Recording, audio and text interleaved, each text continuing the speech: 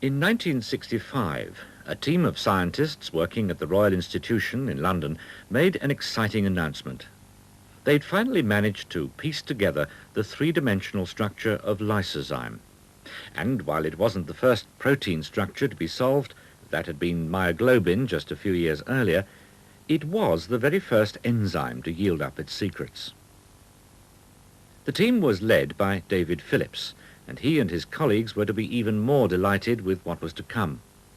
Once the structure of lysozyme had been solved, ideas about the way it worked followed soon after.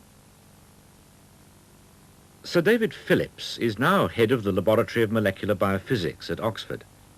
Since the discovery of lysozyme, advancing techniques in the study of macromolecules are beginning to give an insight into the control of cellular processes.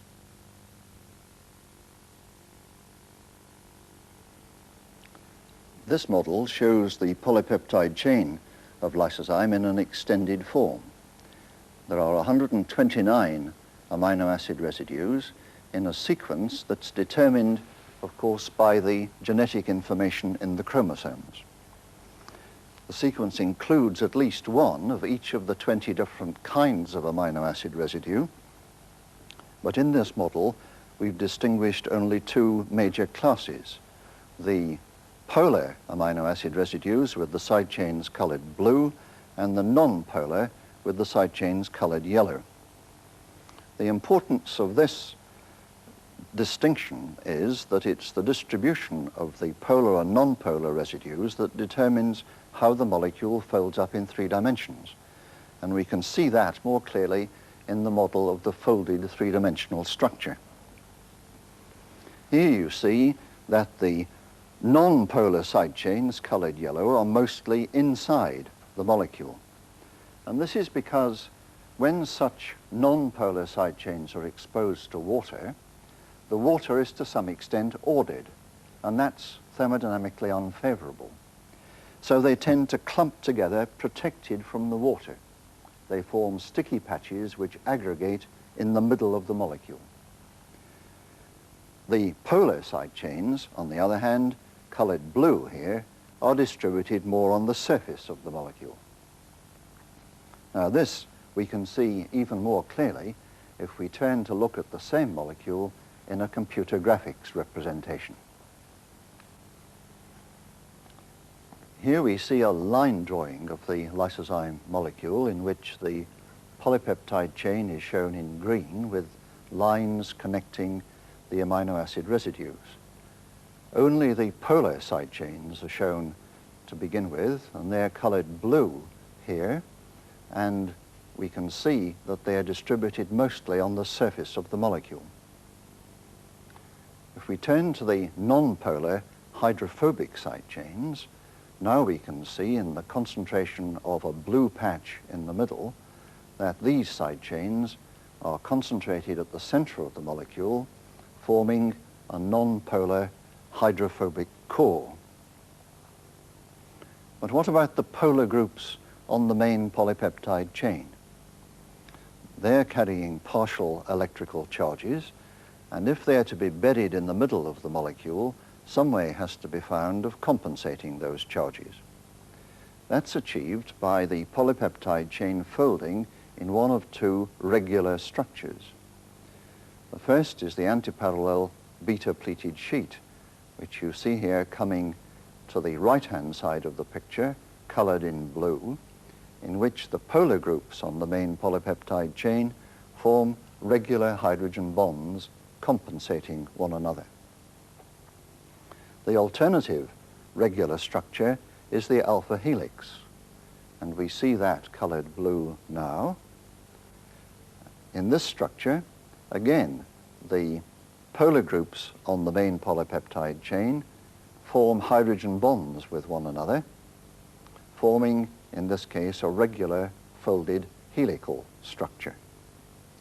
There's a long one with about 4 turns in the helix passing across the back of the molecule now, and as we see it turning, it will appear looked at end-on the left-hand side of the picture.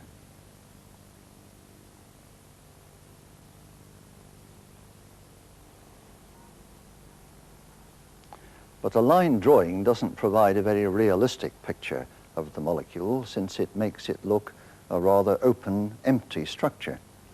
Whereas in fact, the atoms occupy space, and as we see in this computer representation, the atoms are densely packed together to form the molecule. If we strip the atoms away again to look at the familiar skeleton, we can now look at the distribution of the different sorts of residues. Here are the non-polar residues with carbon atoms colored white. There's just a glimpse of yellow showing the sulfur atom of a disulfide bridge and one blue nitrogen atom at the bottom right. Otherwise, that's a non-polar hydrophobic core to the molecule.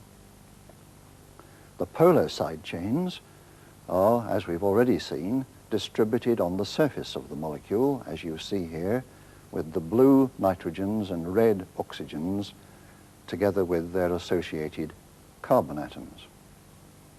So if we put all the residues back together again, we see the complete molecule. We have to note that the hydrogen atoms are not included separately in this picture.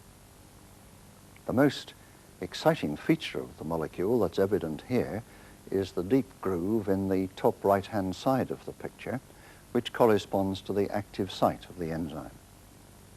But even this picture, which we see in close-up, is not a realistic image, since it suggests that the atoms are standing still, whereas we know from X-ray and spectroscopic information that they're actually moving about. Recently, it's been possible by the use of computers to simulate the way in which this motion takes place. Here we see the result of that simulation, in which 1 second corresponds to 30 picoseconds, 30 times 10 to the minus 12 of a second of real motion. If we slow it down by a third, then we have 1 second corresponding to 10 picoseconds. And you can see that the atoms are moving about in quite remarkable anisotropic ways.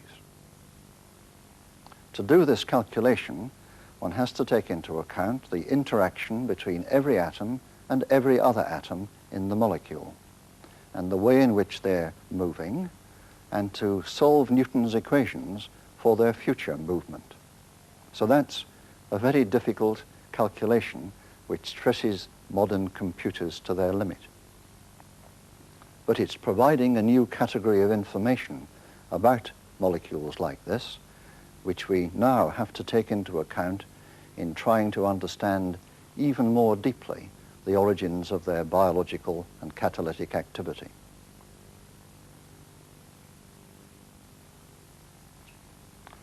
The design of all of these protein molecules is encoded in the sequence